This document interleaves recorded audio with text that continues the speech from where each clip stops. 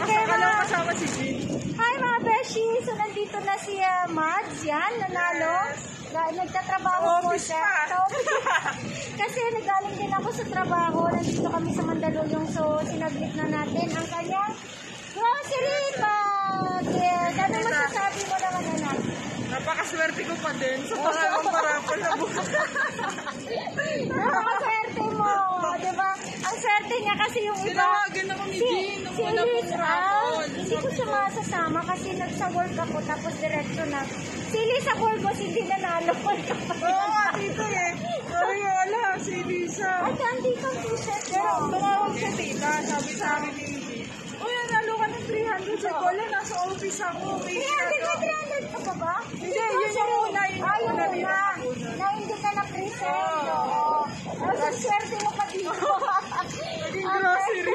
Okay mga beshi, so nakuha na po yung panalo ni Animals. Diniliver pa ni Tito. Oo, syempre. Okay, magsabi ka sa mag-subscribe.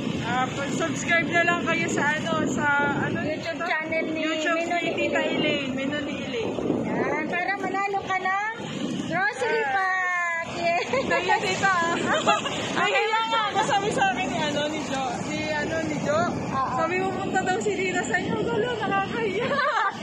Okay mga beshi, so bye-bye na po at thank you and salamat po sa lahat po ng mga subscribers at mga supporters ko po. I love you so much. Yan, nandiyan ang t-shirt mo. Thank you, Tita. Okay.